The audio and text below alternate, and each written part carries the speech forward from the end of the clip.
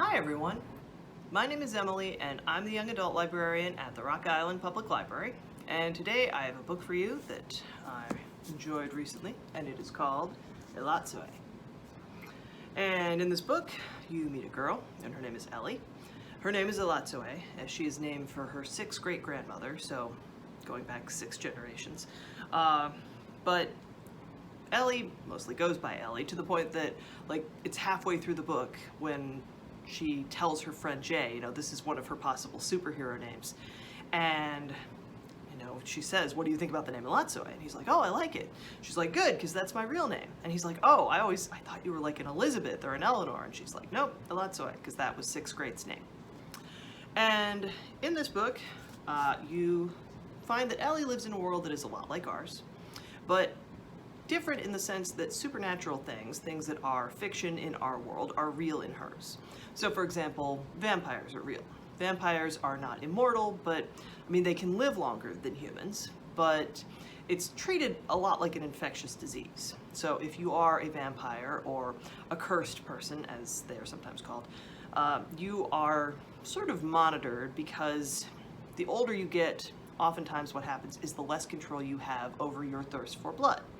So the average vampire, I think, only lives like 92 years, but older vampires, people who have been cursed for a very long time, they can start to have issues with just, not obtaining blood legally, or simply just going after people in a way that is not legal.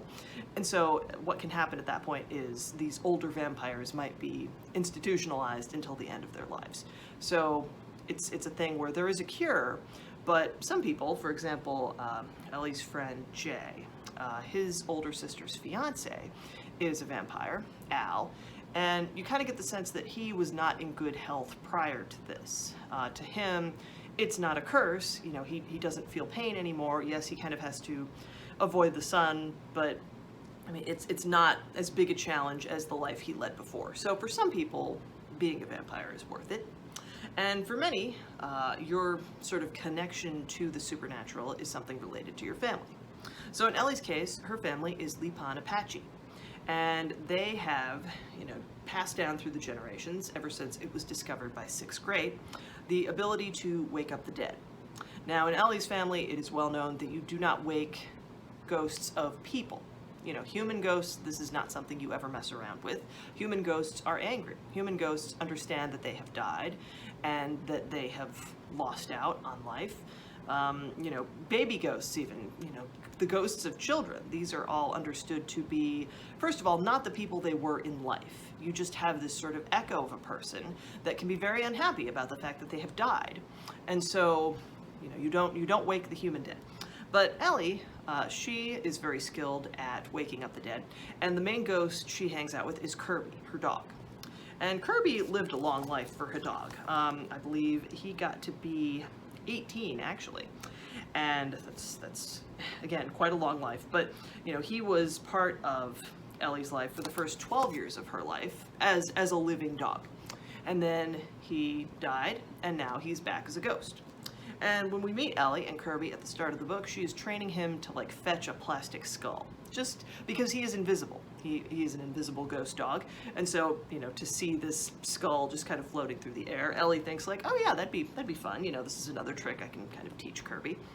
And ghosts know different tricks. For example, Kirby, when he howls, this got Ellie in trouble back when she first learned to wake up ghosts, and brought Kirby to school, and to prove that he existed, she told him to howl, and he did, and he broke a lot of windows at school and kind of just caused bleeding in her classmates, because that was how loud the howl was. So Ellie knows by this time, she is 17, I think, and she understands that, okay, this ghost, Kirby, is my friend. He is a loyal dog, but he is also something that is more powerful than he was in life. Certainly he has abilities he didn't have when he was alive, and that's something that you have to be careful with. So the odd thing that happens, Ellie's just kind of at home with Kirby on this particular evening when the book begins, and suddenly he becomes visible, which takes a lot of energy for a ghost. And Kirby is barking, he is running in and out of the walls, again, visibly. Ellie knows from experience that this means Kirby can sense that something has happened to a member of her family. Something, accident, injury, illness, she doesn't know. Like the last time Kirby acted this way, her grandfather had a heart attack. So Ellie is concerned, and right away she tries to call her parents, but they're having a date night, and they're at a movie, so their phones are turned off. So what Ellie does is she gets on her bike, and she and Kirby, they go to the movie theater, and they run into Jay on the way. He is trying to get some graffiti, alter some graffiti on like this old bridge over the river, and this is because he has recently broken up with his girlfriend, or she broke up with him, actually. And this becomes part of the story. The river is important because this is how Ellie kind of introduces the reader. She's thinking back on a story of 6th grade and how 6th grade fought a river monster. Her 6th grade grandmother dealt with a lot of different supernatural creatures when she was alive, and even in the present day there are still things, even though the supernatural is sort of part of people's lives. Like for Jay, his family is descended from King Oberon, and King Oberon of the Fae has many descendants, but this means people like this, they can do certain things. Like Jay can summon like a ball of light into the palm of his hand. And his sister Ronnie is like, okay, but you have a phone. Like, you have a phone that has a flashlight. Why would you bother to do this magically? But, I mean, this is just, again, something in their family. And so Ellie, speaking of her family, gets to the movie theater. And when the movie lets out, her parents come out and they see her in the lobby. And they're like, hey, what are you doing here? Thought you were at home with Kirby. And Ellie's like, well, Kirby was freaking out, and I wanted to make sure you guys were okay. Well, when her parents turn their phones back on, they see that they have a lot of missed calls and messages. And this is how Ellie learns that her cousin Trevor has been in a car accident, and he is not expected to survive.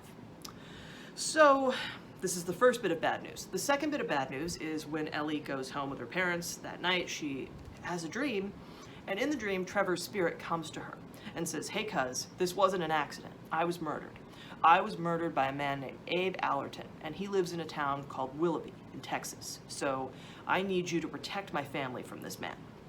And Ellie promises that she will.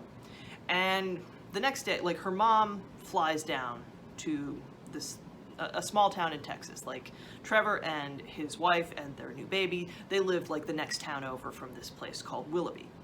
So Ellie's mom, she's a teacher. This is happening in summertime, by the way. Like, this is a very, I think of this book as having like a very autumnal or wintry cover, but no, this is happening during summer vacation. And so Ellie's mom, being a teacher, she's got, she doesn't have to be back at school until fall. She's gonna stay with Trevor's widow and the new baby to help out. So a couple days after, Ellie and her dad drive down, and there's a funeral, and part of the family's traditions is keeping burial sites a secret. Again, this is to hopefully, ideally, prevent ghosts from waking up. If you don't know where someone is buried, or if no one outside of the family does, then you're less likely to disturb their rest. You're not even supposed to say the dead person's name too soon after they've died. So after Trevor's funeral, and even at the memorial service, this guy, Abe Allerton, actually shows up. Trevor was actually, he was a teacher, and one of his students was Abe Allerton's son, who is, I believe, 8 or 9 years old at this point. And Ellie has already done some research on Abe Allerton. If you knew somebody had killed a member of your family, and you knew where they lived, you knew their name, you'd want to look them up first to kind of get some info. And so Ellie and Jay do some research, and they find that Abe Allerton is a beloved doctor in this small town. And he can seemingly heal anything, even terminal illnesses where there seems to be no cure at all. You go to this doctor, he can save your life. So there are all these amazing reviews online of this guy, and he's beloved in the town where he lives. He has a huge mansion just outside of town. And right away, it's obvious that some things are kind of strange here. First of all, Ellie and Jay in exploring the town. By the way, because Jay, his family has Fae blood, this means they're able to use fairy rings. They're able to travel great distances in just, very, very quickly. So Jay can kind of go back and forth between home and Willoughby. He can help out Ellie when she goes to this town to kind of try and figure out how to prove that Trevor's death was murder, because this is an unusual sort of mystery here.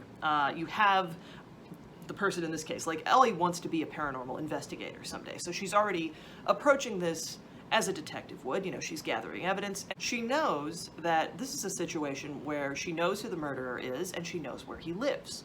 But she still needs physical evidence. Even though this is a world where the supernatural is very real and it's studied, it's understood to be a big part of life, it's not something that you can't just go to the police and say, hey, I had a dream where my cousin's spirit came to me and explained how he died. That is not admissible in court. You still need to have physical evidence of a crime. So Ellie, and you know, with Jay's help, his aunt is actually a psychic, and she's able to pinpoint where Trevor's death actually happened. And it didn't happen on the road where his car was found. He was moved after the fact. And in kind of exploring this town, Ellie finds that it is about to be the bicentennial of the town of Willoughby. That's impossible. This land was Lipan Apache land, but after the Civil War, the United States Army came, stole some of this land from our ancestors, killed a lot of native peoples, and there weren't white settlers here 200 years ago. That hadn't happened yet. That's impossible. So Ellie is in this mysterious town, and she is dealing with a killer who is beloved by the people where he lives. Ultimately, I'll just tell you that even when people know what Abe Allerton has done, they don't really care. They will protect him. They will do whatever they have to protect his legacy and protect the town, because there's a lot of secrets in this place, as you can imagine. And so Ellie has to figure out, all right, what does justice for my cousin look like? If I can't get this man into a courtroom, or, you know, I can't find evidence that I can take to police. By the way, I mean, the police in this town are also in the pocket of this very wealthy, powerful doctor. Ellie's thinking, all right, what can I do for Trevor? How can I help him now that he's gone? I mean, I need people to know the truth about how he died and who killed him. But there's also the issue of his ghost, because Trevor's widow, pretty early on in the book, she starts visiting the burial site. And Ellie and her mom understand that, okay, that's not great. You could potentially wake up his ghost. And that is a problem for the whole family, because ghosts don't recognize their families. Trevor, if he comes back, when he comes back, will be angry, and he will kill whoever's in his path, regardless of whether they're related or not. But his widow, she is thinking, okay, well, maybe he'll avenge his own death. But it might not be that simple. So this is a really fantastic blend of fantasy and mystery, and I listened to this. The audiobook version is great. This is something I'd been meaning to check out in November specifically, to bring for book talks. This is a Native American author, and for Native American History Month in November, I thought, oh yeah, you know, I've been meaning to check out Darcy Little Badger. And I love in this book, you kind of get two stories in one, because you have these illustrations at the start of each chapter. And what I realized by the end of the book is this, the illustrations that start each chapter are telling the story of 6th grade. So you also get some insights into Ellie's 6th grade grandmother and her life, and how the family's connection to ghosts connects them across generations. So yeah, beautiful art, really fantastic story, and yeah, this is kind of just the last couple pages, and I really loved how the book ends. So check it out. And thank you for watching. I will see you again soon.